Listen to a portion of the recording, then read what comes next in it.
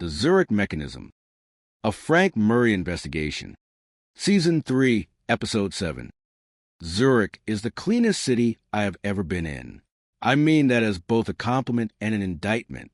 The streets are swept with a regularity that suggests institutional commitment rather than habit. The trams run on schedules that make the concept of lateness seem like a personal failing.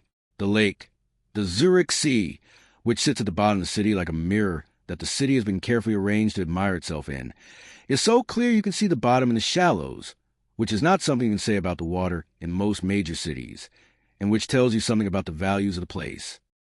Clean, orderly, precise. A city that has decided, over several centuries of careful institutional development, that the purpose of a financial center is to make money move without friction and without noise, and ideally, without anyone outside the relevant parties knowing it moved at all, which is exactly why Richard Pemberton had chosen it. We landed at Zurich Airport on a Tuesday morning in December, which meant the Alps were visible to south in particular sharp clarity of winter mountain air, and the city below us, as we descended, looked like someone had built a model of what a prosperous European city should look like, and then populated it with the real thing, orderly, beautiful, deeply, structurally committed to not asking questions about the money it held. Sarah had slept on the flight from Dubai. I had not. I had spent 4 hours reading the financial architecture document that Miles had compiled over 3 weeks and which ran to 67 pages, and which, by the end, made me feel the specific exhaustion of a person who has just been shown the inside of a machine that was designed to be incomprehensible to everyone except the people who built it. 7 beneficial ownership chains, I said to Sarah, as the plane taxied toward the gate. I know, she said. Miles told me. For major Swiss banking entities, 14 holding companies across Liechtenstein, the Cayman Islands, and the British Virgin Islands. 1 master account structure that all of it ultimately feeds into.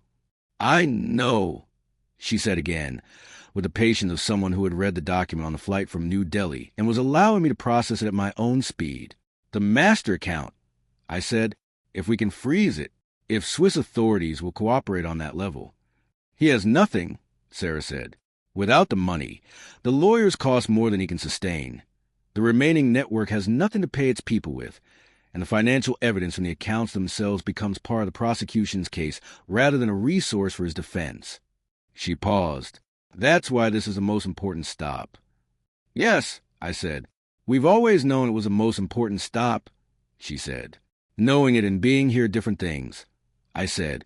She looked at me with the expression that meant she understood what I wasn't saying, which was that we were very close to something, and closeness of things, in this case, had a history of getting complicated. The gate opened. We collected our bags. The terminal smelled of excellent coffee and efficient HVAC. Zurich. Before I go any further, if you've been following Frank and Sarah across 6 countries, and you're still here, hit that like button, subscribe, and ring the notification bell. You being here is what keeps this going. And now, back to Switzerland, where the money is, and where someone very much does not want us to find it. The contact Torres had arranged was named Lena Bachmann. She was 44 years old, a senior investigator with the Swiss Money Laundering Reporting Office. The MROS, which is the Swiss federal body responsible for receiving and analyzing reports of suspicious financial activity, and which sits, structurally, at the intersection of Swiss banking secrecy law and international law enforcement cooperation in a position that requires a specific kind of person, someone who understands both systems well enough to work within them, and who has developed, over years of doing exactly that, the ability to identify the precise points where one could be used to move the other. Lena Bachmann was that specific kind of person. Torres had told me this on the phone from Washington in the particular careful tone he used when he wanted me to understand that a contact was both highly competent and operating under constraints that needed to be respected. She was not, he had been clear, in a position to act unilaterally. Swiss law did not permit her to act unilaterally. What she could do was facilitate the international cooperation request that would allow Swiss authorities to act on the evidence we had built across 6 jurisdictions. And she had been, Torres said, waiting for exactly this kind of request for some time. She met us at a cafe near the Hauptbahnhof, which is Zurich Central train station, and one of those European transit hubs that is so architecturally serious about the act of train travel that it makes American airports look like they never thought very hard about the purpose of movement. She was already there when we arrived, a tall woman with close-cropped silver hair that suggested she stopped worrying about it at some point and found the decision clarifying.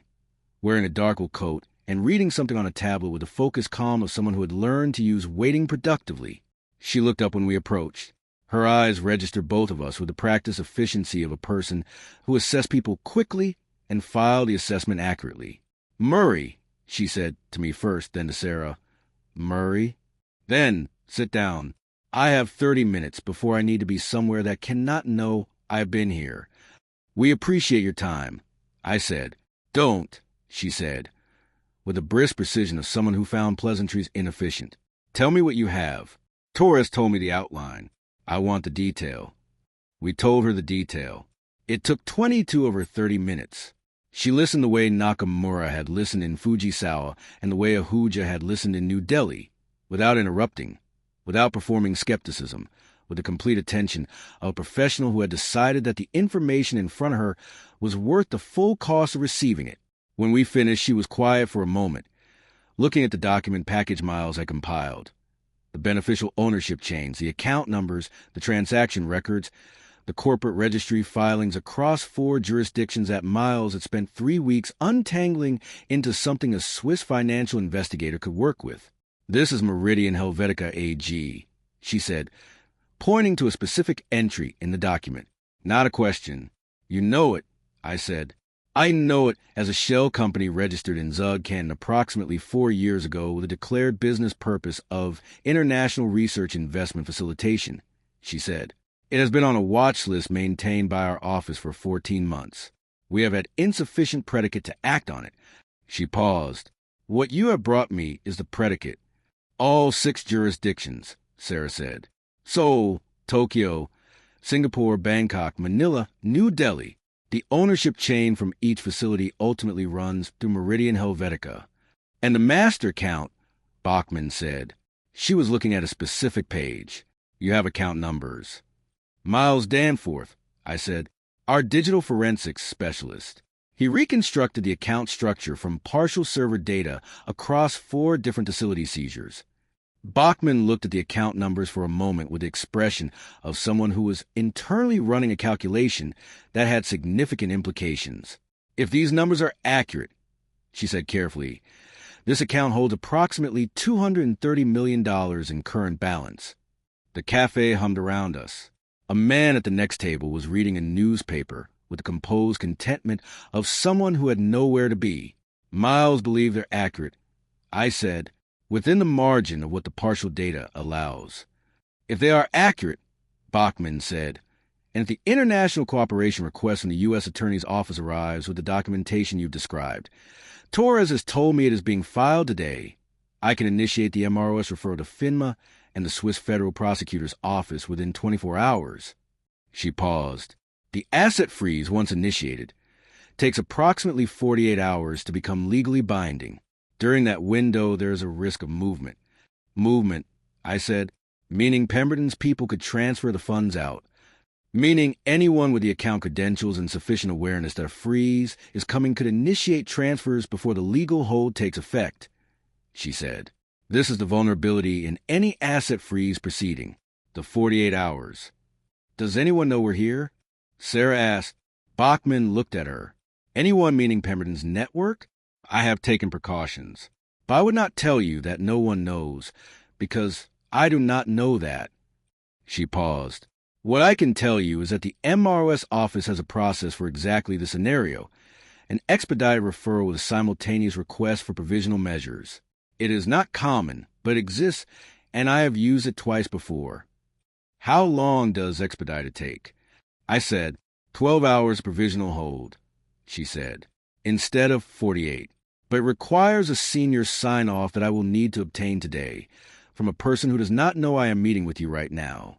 She checked her watch, "which means I need to leave in approximately 6 minutes. What do you need from us?" I said.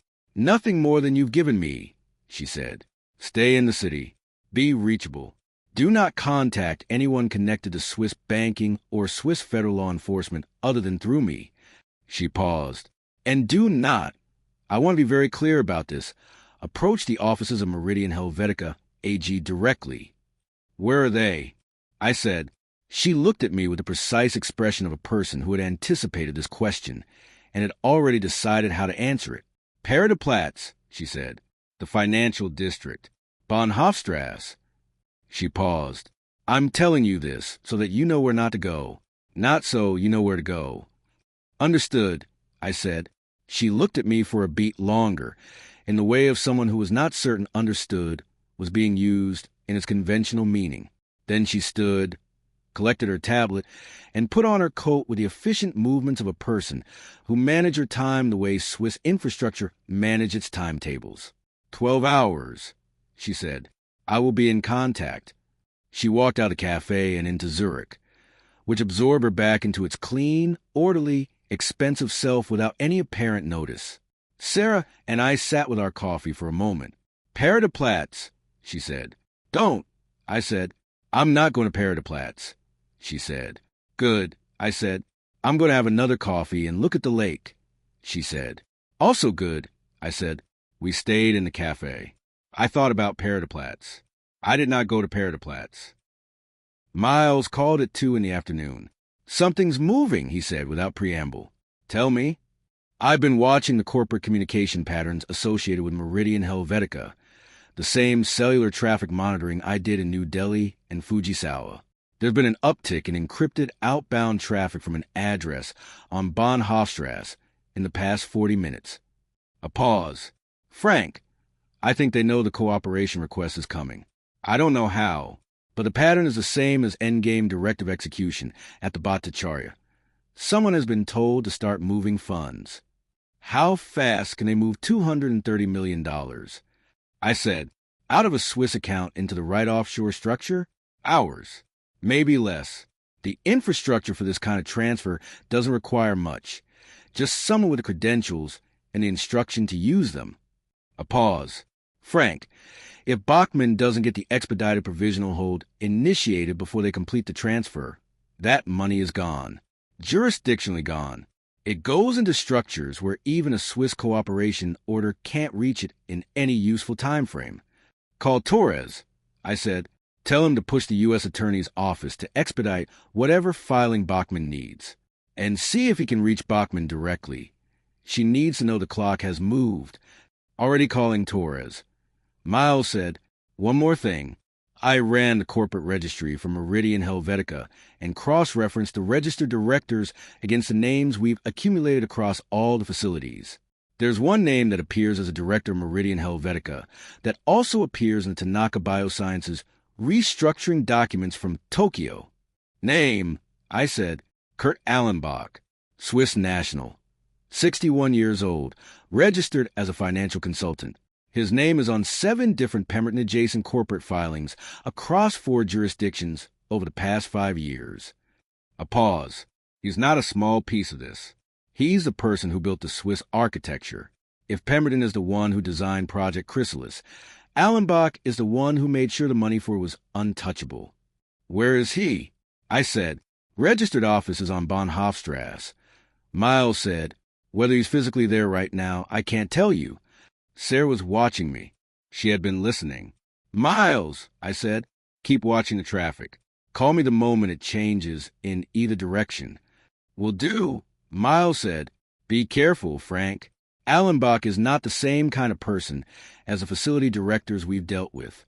He's not a core scientist or a debt trap researcher.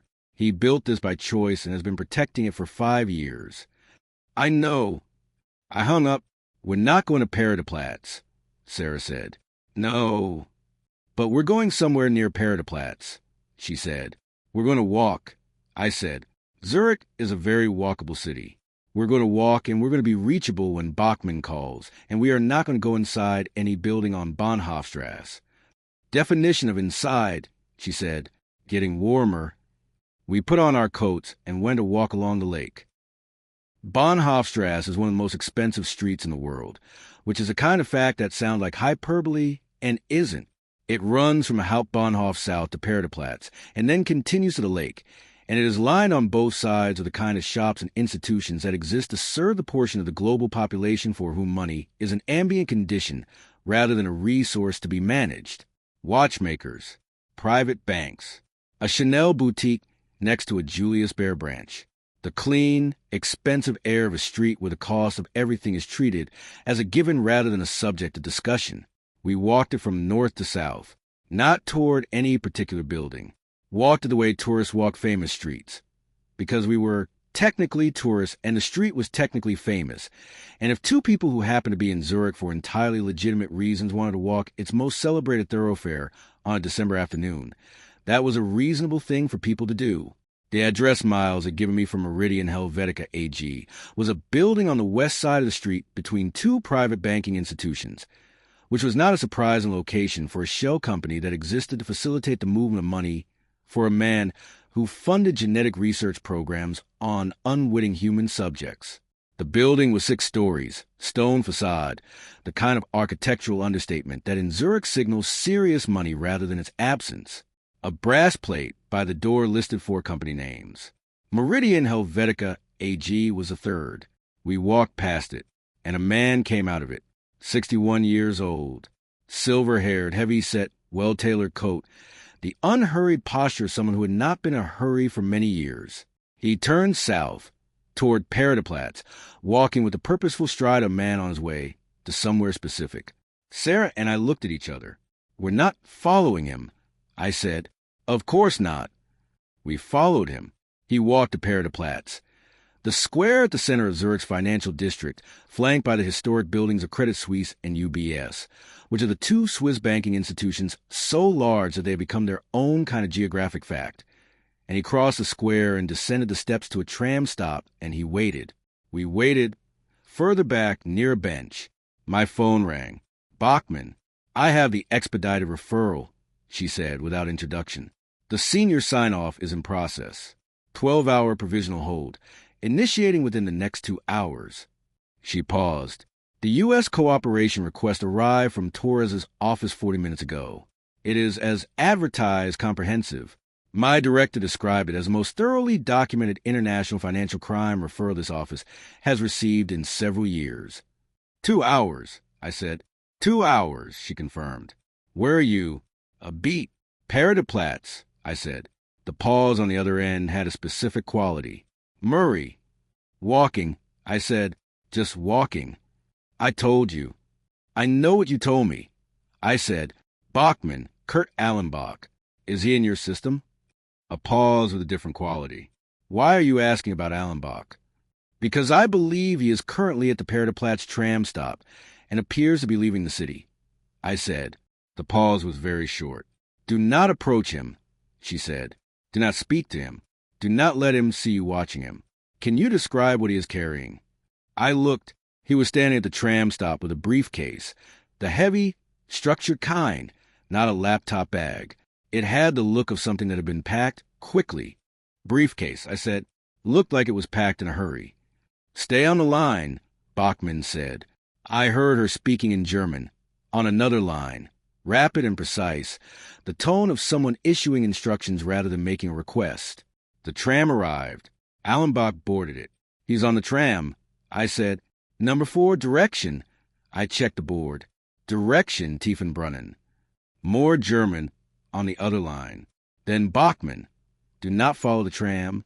I have people who can do that." "Murray, where exactly are you standing?" "South side of Paradeplatz," I said. "Near the Sprungli." "Stay there," she said. 30 minutes. She hung up. Sarah was standing beside me, watching the tram disappear down the line. "Well," she said. "Well," I said. It was very cold. The square was very clean. The winter light on Zurich's financial district had the particular quality of light in places where a great deal of money has been handled for a very long time, neutral and even and revealing nothing. "Pastry?" Sarah said, nodding toward the Sprungli confectionery, which was right there and which was, by any reasonable assessment, one of the finest pastry establishments in Switzerland. "Yes," I said. We went inside. We waited. We ate something involving chocolate that I was not going to describe to Miles because he would have opinions about it, and those opinions would be correct. Bachmann arrived in 28 minutes.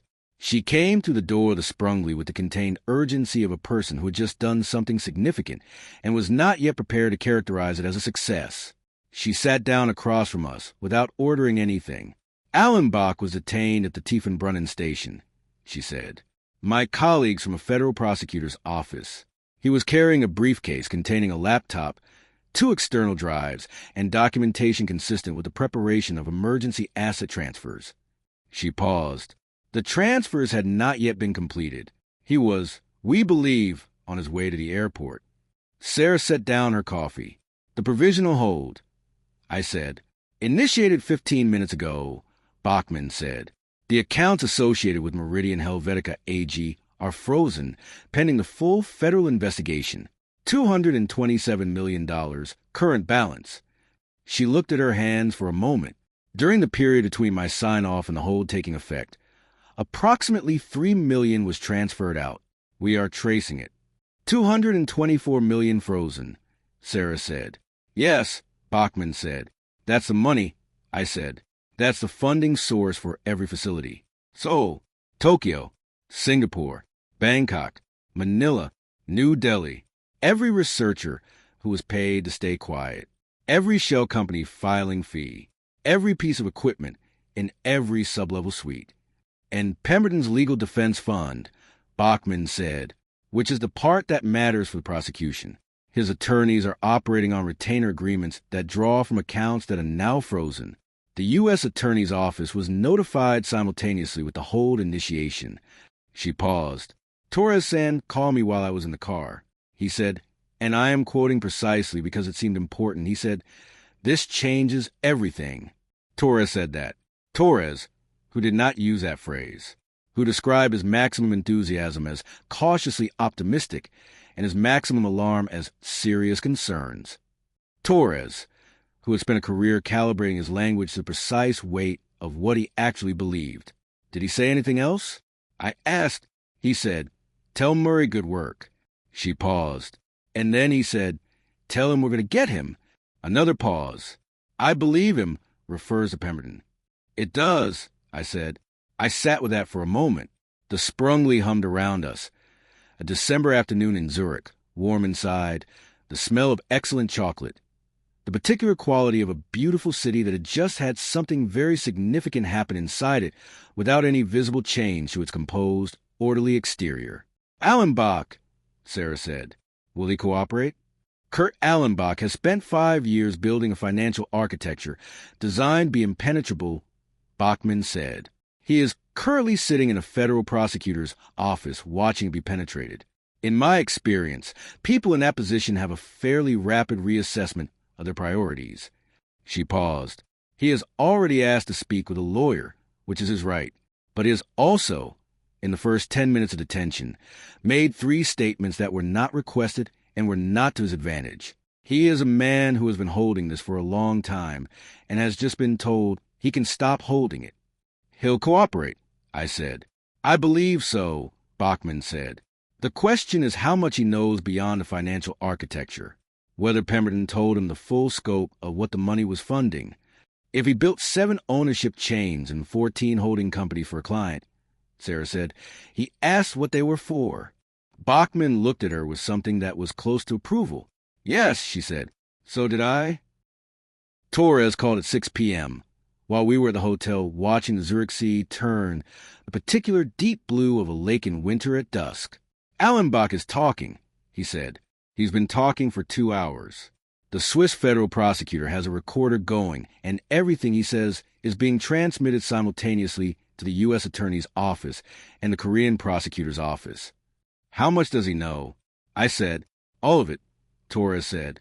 "He knew everything. He built the architecture, knowing what it funded. Pemberton was not, apparently, a man who kept his financial manager in the dark about the nature of the business." Allenbach says Pemberton told him 4 years ago, when the first facility in Los Angeles was being established, that the research was going to change what it meant to be human. that it was the most important scientific work being done anywhere in the world, and it required funding structures that existing legal frameworks would never have permitted. True believer, I said. Allenbach. That's how he's framing it, Torres said. The prosecutor is not accepting that framing, for what it's worth, but understanding it matters for case. Frank, Allenbach has given us the names of 11 additional individuals across 5 countries who received payments from the Meridian Helvetica accounts. Researchers, regulators, one sitting government official in a country I cannot currently name who was paid to ensure that a particular inspection did not happen at a particular time. 11 more people, I said. 11 more threads, Torres said, which my office and the relevant international partners are going to follow. This is not, Frank, something that ends with Pemberton's conviction. The network he built involved more people and more institutional complicity than we had fully understood. A pause. But the center of it, the financial center, the operational center, the decision-making center, that is Pemberton. Everything else is branches. We have the roots now. Torres, I said, Bachmann told me what you said. This changes everything. A pause. The particular pause of Torres recalibrating to a more characteristically guarded register. I said that, yes. Do you still mean it? Another pause. Shorter. Yes, he said. Without the money, his legal defense is compromised. Without Allenbach's cooperation, the prosecution would have had to establish a financial architecture through documentary evidence alone, which we could have done but which would have taken months, and which his lawyers would have contested at every step. With Allenbach talking, we have an insider account that corroborates everything else.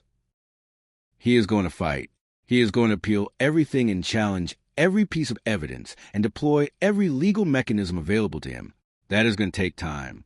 But the outcome, I believe in the outcome now in a way that I have not allowed myself to believe before. Torres, I said, is that cautiously optimistic? Something shifted in the pause.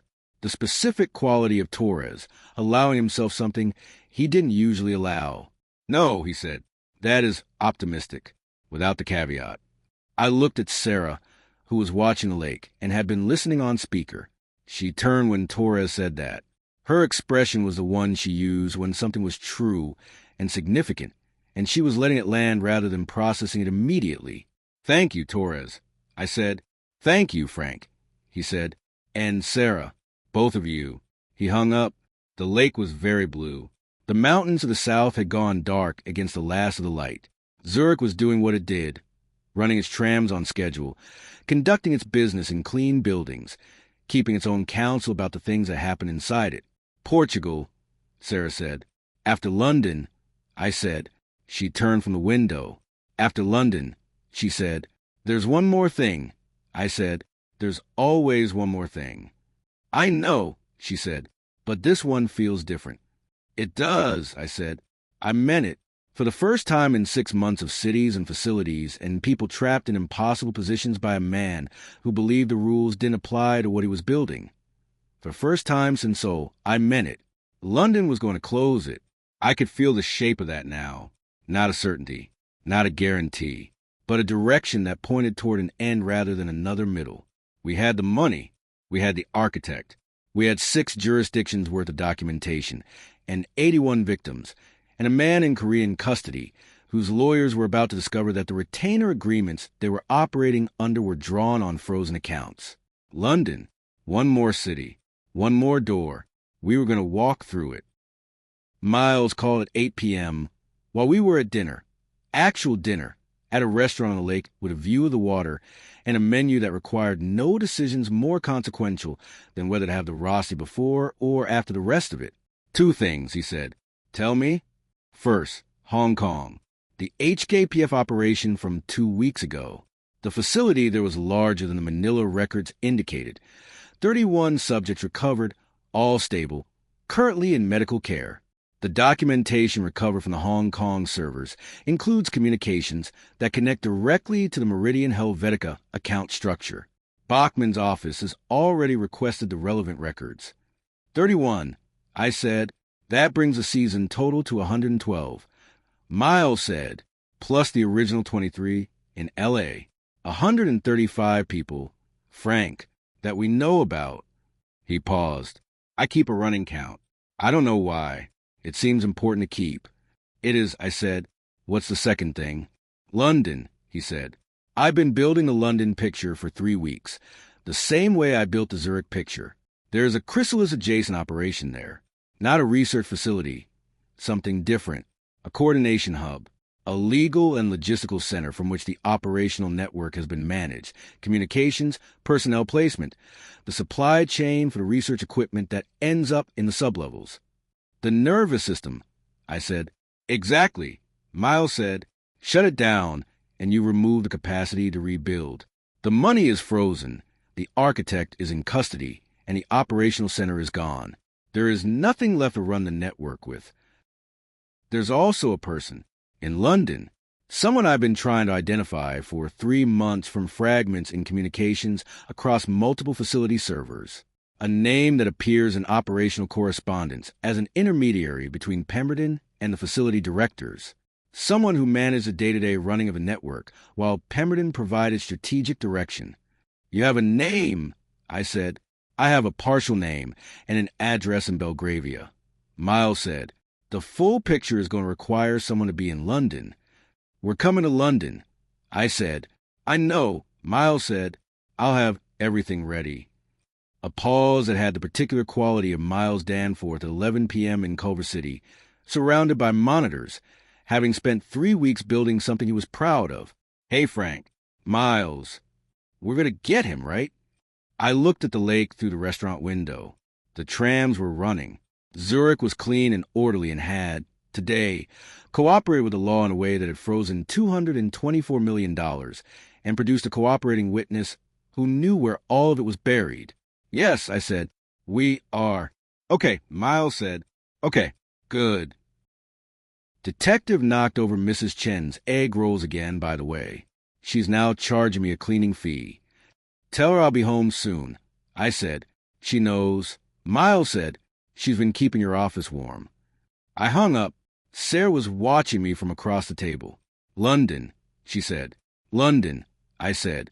And then home. And then Portugal, she said. And then Portugal, I said. I promise. She picked up her wine. Outside, the Zurich Sea held the lights of the city in its dark water.